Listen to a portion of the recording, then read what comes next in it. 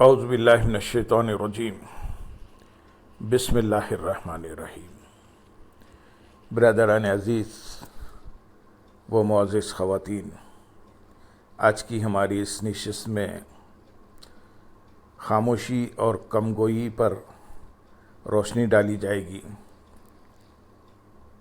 خاموشی کے لفظی معنی چپ رہنے کے ہیں، مگر اہل تصوف کے نزدیک خاموشی باطنی توجہ کو کہتے ہیں، اور اس سے مراد یہ ہے کہ ایسی بات کہی جائے جس کی ضرورت ہو اور ہر اس بات سے بچا جائے جس میں کوئی دینی اور دنیاوی منفعت کا پہلو موجود نہ ہو۔ قوت گویائی وہ نعمت الہی ہے جس کی بدولت انسان دیگر مخلوقات سے ممتاز ہوتا ہے۔ گفتگو سے انسان کی شخصیت کا اظہار ہوتا ہے اور اس کے مثبت یا منفی پہلو سامنے آ جاتے ہیں۔ کلام کرنے سے ہی انسان کی خوابیدہ صلاحیتیں بیدار ہوتی ہیں اور ان میں نکھار پیدا ہوتا ہے۔ لہذا خاموشی مطلقاً گفتگو کے متضاد اور مخالف نہیں۔ کوئی شخص گفتگو کرنے کے باوجود خاموش طبع ہو سکتا ہے۔ مفید اور بامقصد گفتگو خاموشی ہی کے دائرے میں شامل ہے۔ حجت الاسلام علامہ امام غزالی رحمۃ اللہ علیہ اپنی کتاب احیاء العلوم الدین میں حضرت عیسیٰ علیہ السلام کا قول نقل کرتے ہیں۔ حضرت عیسیٰ علیہ السلام کی خدمت میں عرض کیا گیا کہ ہمیں ایسا عمل بتائیے جس سے ہم جنت میں داخل ہو جائیں۔ آپ علیہ السلام نے خاموش رہنے کی تلقین فرمائی۔ لوگوں نے کہا کہ ایسا تو بہت مشکل ہے۔ اس پر حضرت عیسیٰ علیہ السلام نے جواب دیا کہ صرف بھلائی کی بات کی جائے۔ خاموشی کا ایک فائدہ یہ بھی ہے کہ اس سے انسان کے خیالات مجتمع رہتے ہیں اور تفکر و تدبر کے مواقع بھی میسر آتے ہیں۔ ارشاد باری تعالیٰ ہے سورۃ الروم آیت نمبر 8 میں، کیا انہوں نے اپنے من میں کبھی غور نہیں کیا کہ اللہ نے آسمانوں اور زمین کو اور جو کچھ ان دونوں کے درمیان ہے پیدا نہیں فرمایا مگر نظام حق اور مقررہ مدت کے دورانیے کے ساتھ، اور بے شک بہت سے لوگ اپنے رب کی ملاقات کے منکر ہیں۔ خاموشی وہ نعمت ہے جس سے دل میں نئے نئے خیالات جنم لیتے ہیں اور درست قول و عمل کی توفیق نصیب ہوتی ہے۔ بعض اوقات خاموشی فصیح و بلیغ تقریروں سے زیادہ کام کرتی ہے۔ اس سے روشن ضمیری اور پختہ خیالی جنم لیتی ہے۔ اس کی بہت سی مثالیں تاریخ میں موجود ہیں اور روزمرہ مشاہدے میں آتی ہیں۔ ہر خاموشی میں کوئی نہ کوئی ایسا پیغام چھپا ہوتا ہے جس کی تاثیر کئی تحریروں اور تقریروں سے بھی بڑھ کر ہوتی ہے۔ کسی نے کیا خوب کہا ہے، خاموش لوگ بلا کے خطیب ہوتے ہیں۔ کسی دانشور کا قول ہے، ایک خاموشی 1000 جوابوں سے بہتر ہے۔ اولیاء کرام چونکہ اکثر خاموش رہتے ہیں، اس لیے ان پر انوار و تجلیات الہی کا نزول ہوتا رہتا ہے، جبکہ جہلاء کا اکثر وقت یا وہ گوئی میں گزرتا ہے، اس لیے رحمت الہیہ سے محرومی اس کا مقدر ٹھہرتی ہے۔ وقت ایک قیمتی سرمایہ ہے۔ جو شخص اسے یعنی گفتگو میں صرف کرتا ہے، وہ اپنے مال کو ضائع کر کے اپنی کم عقلی کا ثبوت فراہم کرتا ہے، اور جو شخص ہمیشہ تول کر بولتا ہے وہ اس سرمایہ کی حفاظت کر کے اپنی دانشمندی کا مظاہرہ کرتا ہے۔ شیخ اکبر علامہ ابن عربی رحمۃ اللہ علیہ نے خاموشی کی 2 اقسام بیان فرمائی ہیں۔ نمبر 1 زبان کی خاموشی، نمبر 2 دل کی خاموشی۔ نمبر 1 زبان کی خاموشی یہ ہے کہ زبان ان باتوں کو چھوڑ دے جن کا تعلق غیر اللہ کے ساتھ ہو۔ خاموشی کی یہ قسم عوام اور راہ طریقت کے سالکین کی منزل ہے۔ نمبر 2 دل کی خاموشی یہ ہے کہ دل میں شیطانی وسوسے کسی وقت بھی پیدا نہ ہو۔ خاموشی کی یہ قسم مقربین اہل مشاہدہ اور صاحبان حال کی منزل ہے۔ جو شخص زبان کا خاموش ہو لیکن دل کا خاموش نہ ہو تو اس کے گناہوں کا وزن ہلکا ہوتا ہے۔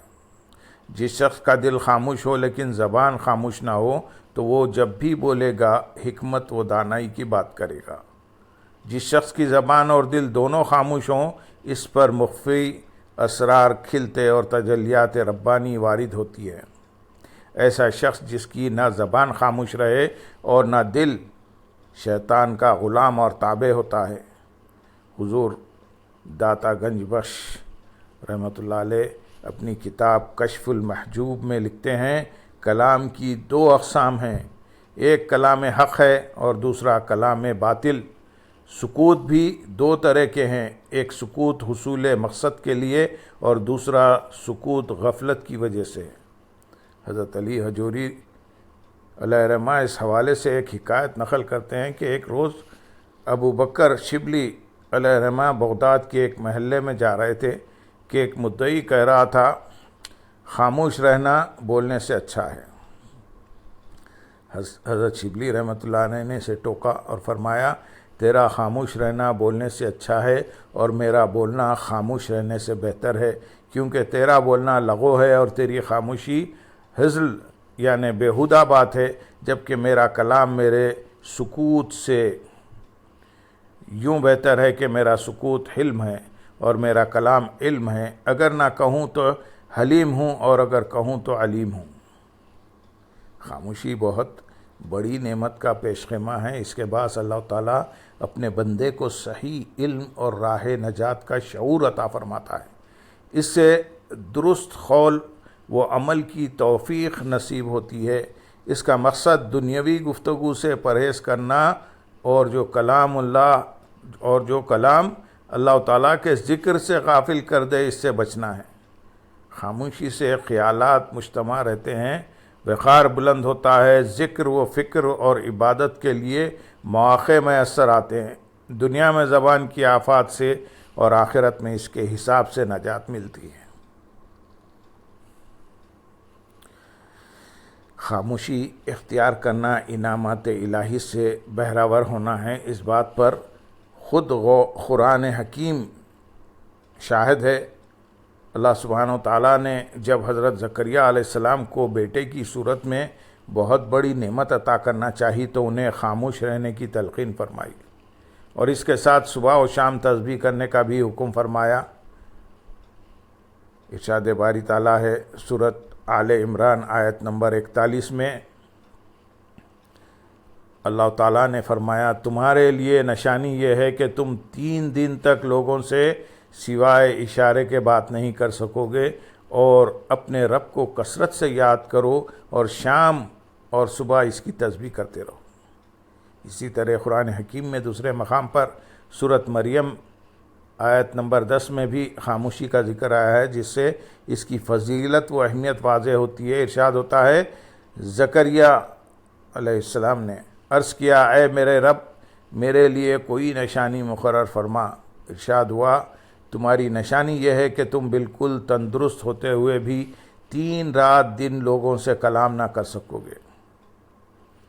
اہل معرفت کا شیوا ہے کہ وہ اپنے کلام پر خاص نگران ہوتے ہیں، اگر تمام کلام حق ہو تو کہہ دیتے ہیں ورنہ خاموش رہتے ہیں، کیونکہ انہیں معلوم ہے کہ ہماری ہر بات کو اللہ تعالیٰ براہ راست سن رہا ہے، بلکہ وہ ہماری آپس کی پوشیدہ باتوں اور سرگوشیوں سے بھی واقف ہے، اور فرشتے اس کا تحریری ریکارڈ رکھنے پر مامور ہیں۔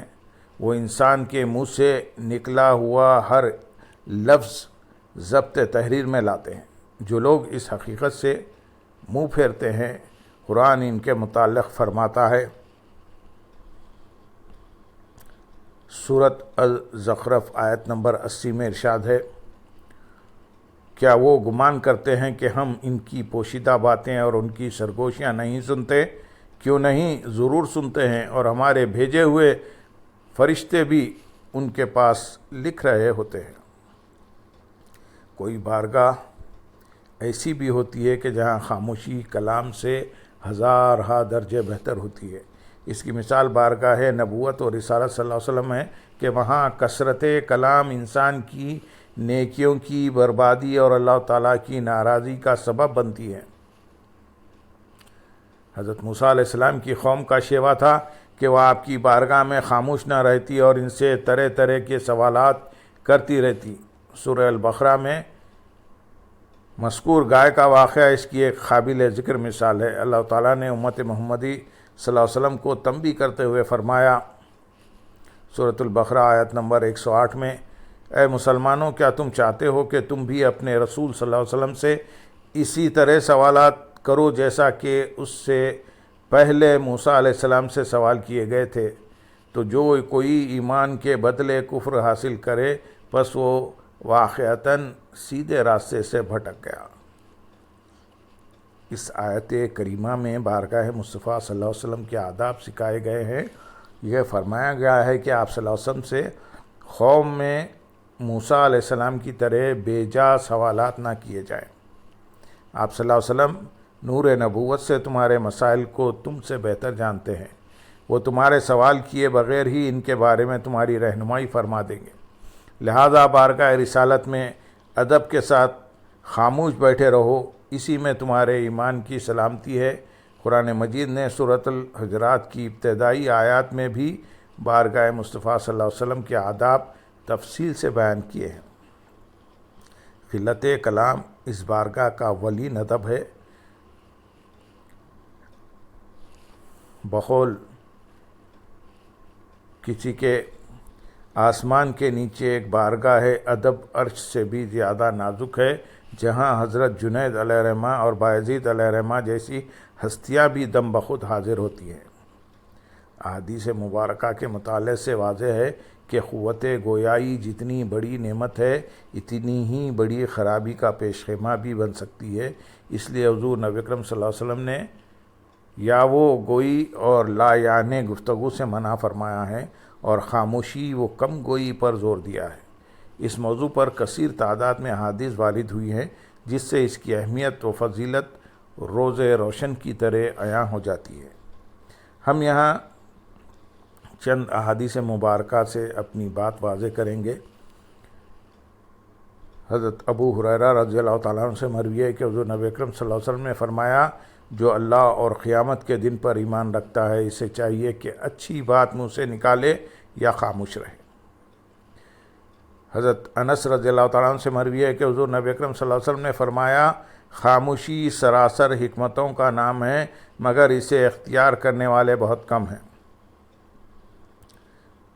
حضرت ام حبیبہ رضی اللہ تعالیٰ عنہما سے مروی ہے کہ حضور نبی اکرم صلی اللہ علیہ وسلم نے فرمایا، انسان کی ہر گفتگو میں اس کا نقصان ہے، فائدہ نہیں، سوائے اس گفتگو کے کہ جو نیکی کا حکم دینے، برائی سے منع کرنے اور اللہ تعالیٰ کے ذکر پر مشتمل ہو، اس کا فائدہ ہی فائدہ ہے۔ حضرت عبداللہ ثقفی رضی اللہ تعالیٰ عنہ فرماتے ہیں، میں نے عرض کیا، یا رسول اللہ صلی اللہ علیہ وسلم، آپ صلی اللہ علیہ وسلم کو ہم پر کس بات کا زیادہ ڈر ہے؟ حضور نبی اکرم صلی اللہ علیہ وسلم نے اپنی زبان مبارک پکڑ کر فرمایا، اس کا۔ حضرت ابو سعید خدری رضی اللہ تعالیٰ عنہ روایت کرتے ہیں کہ حضور نبی اکرم صلی اللہ علیہ وسلم نے فرمایا، جب انسان صبح کرتا ہے تو اس کے تمام اعضاء جھک کر زبان سے کہتے ہیں، ہمارے بارے میں اللہ سے ڈر، کیونکہ ہم تجھ سے متعلق ہیں۔ اگر تو سیدھی رہے گی ہم بھی سیدھے رہیں گے، اور اگر تو ٹیڑھی ہوگی تو ہم بھی ٹیڑھے ہو جائیں گے۔ گفتار کی مثال وہ شراب ہے جو عقل کو مست کر دیتی ہے اور جسے اس کی لت پڑ جائے وہ اسے چھوڑ نہیں سکتا، مگر خاموشی کی مثال قیمتی سونے کی سی ہے، جو اسے اختیار کرنے میں کامیاب ہو گیا وہ نجات پا گیا۔ حضرت عبداللہ بن عمر رضی اللہ تعالیٰ عنہ بیان کرتے ہیں کہ حضور نبی اکرم صلی اللہ علیہ وسلم نے فرمایا، جو خاموش رہا وہ نجات پا گیا۔ حضرت عقبہ بن عامر رضی اللہ تعالیٰ عنہ فرماتے ہیں، میں نے عرض کیا، یا رسول اللہ صلی اللہ علیہ وسلم، نجات کیا ہے؟ حضور اکرم صلی اللہ علیہ وسلم نے فرمایا، تم اپنی زبان کو بری باتوں سے روکے رکھو، چاہیے کہ تمہارا گھر تم پر کشادہ ہو جائے، تو تو اپنے گناہ پر رویا کر۔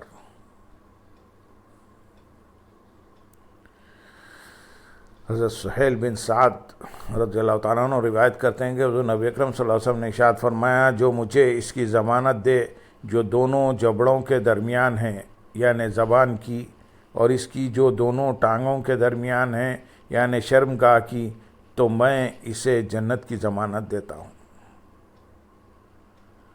حضرت انس رضی اللہ تعالیٰ عنہ سے روایت ہے کہ حضور نبی اکرم صلی اللہ علیہ وسلم نے فرمایا، اے ابو ذر، میں تجھے ایسی باتیں نہ بتاؤں جو نہایت سبک یعنی کم وزن اور ہلکی ہیں لیکن اعمال کے ترازو میں بہت بھاری ہیں۔